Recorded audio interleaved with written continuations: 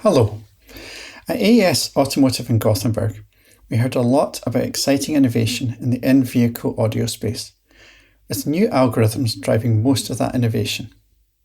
That means the value of the innovation is encoded into software. Therefore, protecting the value we're building means protecting those software algorithms. I'm Neil Meekie, Director of Product Management at PACE Anti-Piracy.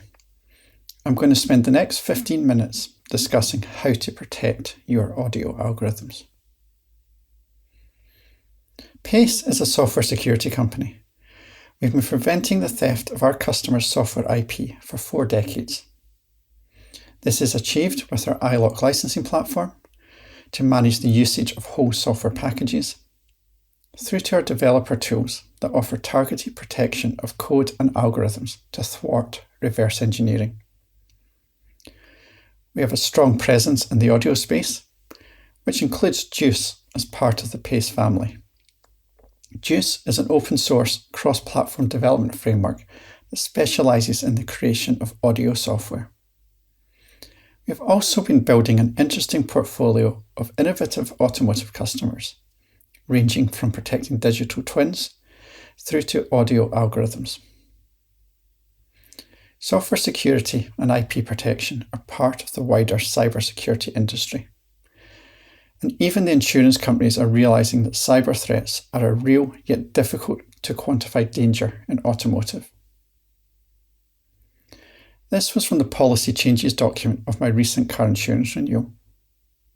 Seems they aren't willing to take the risk of a cyber attack, and neither should you.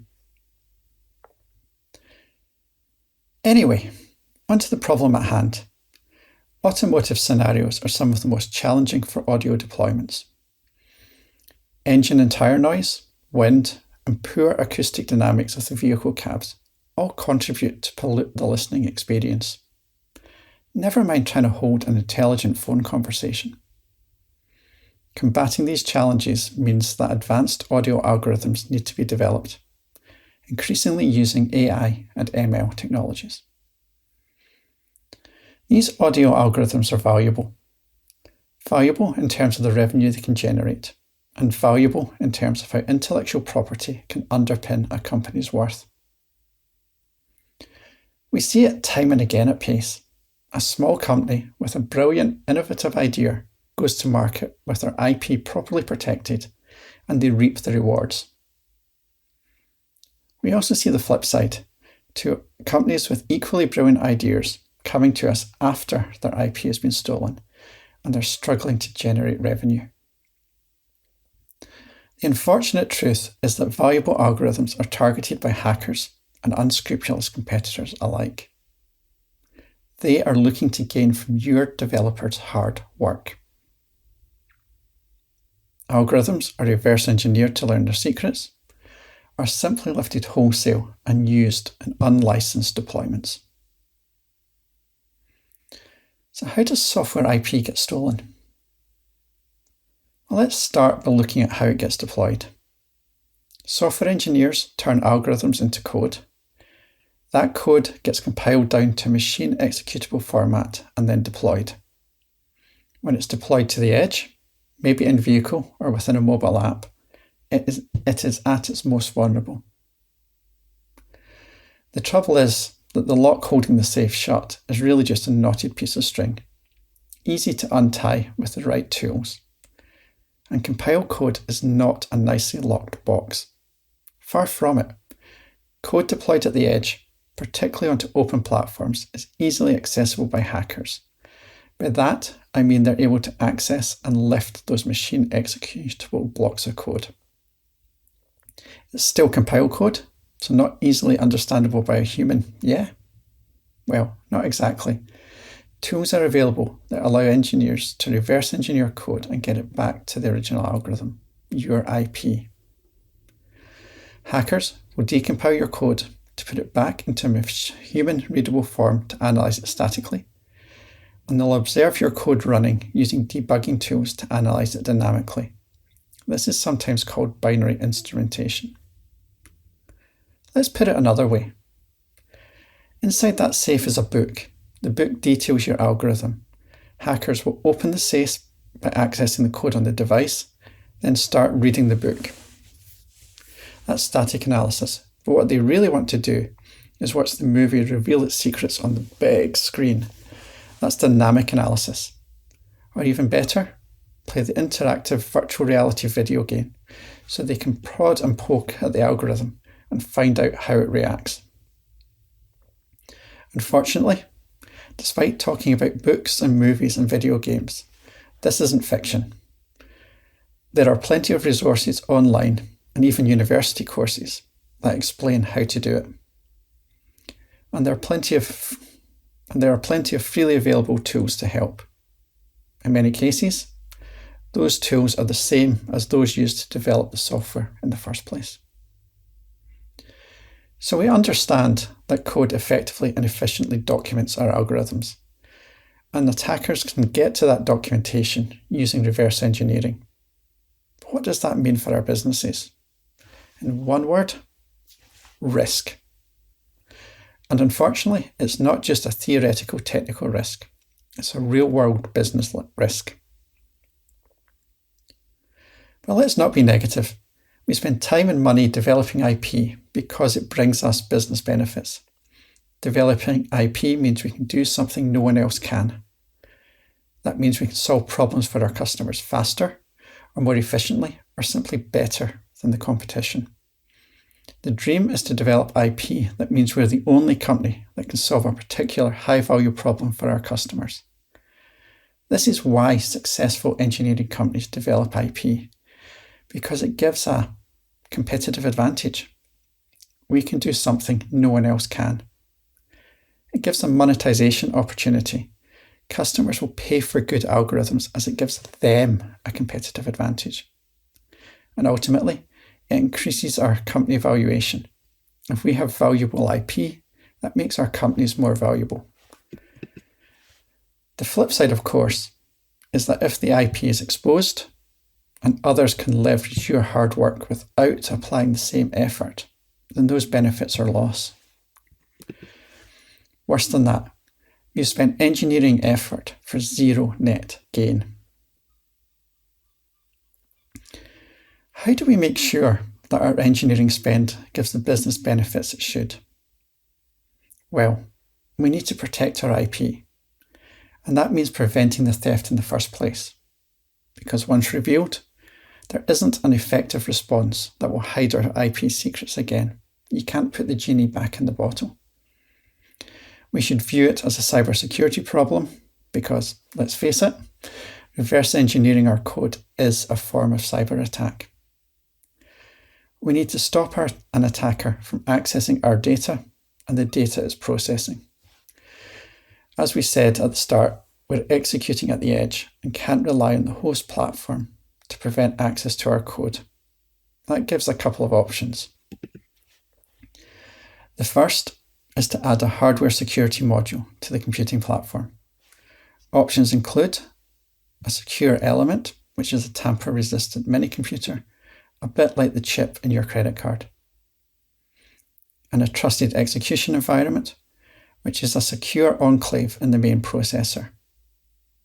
If you have access to one of these, they enable you to install small programs, often called applets, and safely execute that code, knowing that no one can access it or the data. The challenge with them is that they cost, adding to the overall build, and computationally they're limited, so squeezing our sophisticated algorithms in there may be a challenge. And that assumes we control the hardware. If we're providing applications that run on PCs or mobile devices, then access to the secure elements is a challenge. In the opening keynote of AES Automotive 2024, we were asked, is software the answer? Well, yes it is. And our final option is to do everything within our own code, using a pure software security approach. And no, I'm not talking about traditional obfuscation. I want to introduce you to a solution called white box cryptography.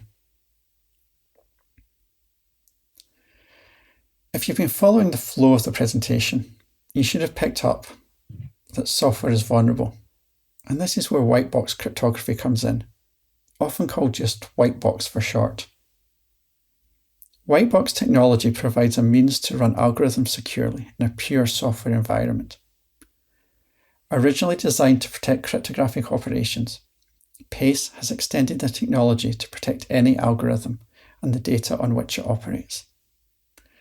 White boxes protect by combining code and data, including any security keys, together with a range of computational and mathematical techniques that mean the operation is no longer understandable by a hacker and they can't extract the secrets. As it's a pure software approach, it's very easy to deploy and is very flexible in terms of the algorithms you can run. Even chaining together multiple algorithms so complex operations can be performed without ever exposing data in the clear. Let me take you on a tangent. I did a lot of work in the early days of mobile payments. Think Apple or Google Pay-like technologies. We discovered early on that relying on a secure element-based approach was limiting. The solution was to switch from the hardware-backed security the payments industry was used to, and instead use an architecture underpinned with white box cryptography to get the equivalent security for the payment credentials.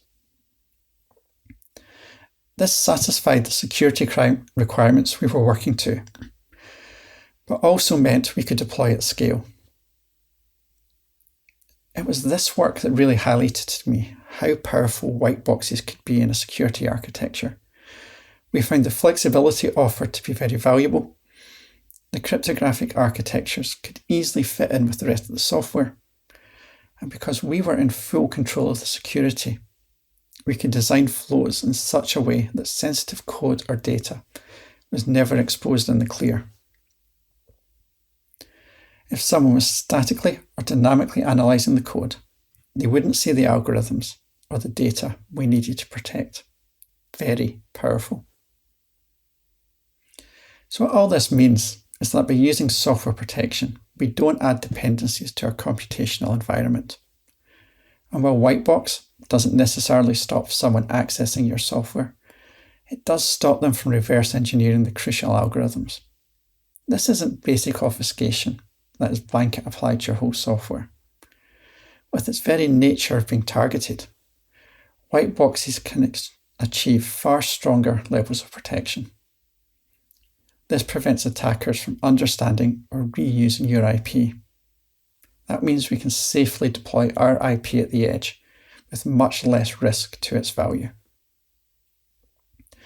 PACE is bringing this technology to protect audio algorithms when they're deployed at the edge, whether in vehicle, in a mobile companion app, or a desktop application that's used as part of the design process. Our product is called Whitebox Works. It's a third generation whitebox. What makes it different from other solutions available is that we've extended the usage beyond cryptographic operations. It's a development tool that can take any algorithm you can define in code and generate a protected version of it. By protected, we mean going beyond obfuscation with targeted protection. Our tool creates a version of your algorithm where it's virtually impossible to analyse the code or the data it's processing, using either static or dynamic techniques. This means your IP is safe from reverse engineering risks. So there we have it. As I said at the start, PACE provides developer tools to prevent the theft of software IP, including audio algorithms deployed in Automotive. We've looked at the risks reverse engineering poses and provided technical steps, both hardware and software based, you can take to protect your algorithms. I'll leave you with one thought. Protecting your algorithms ultimately protects the value of your business. Thank you.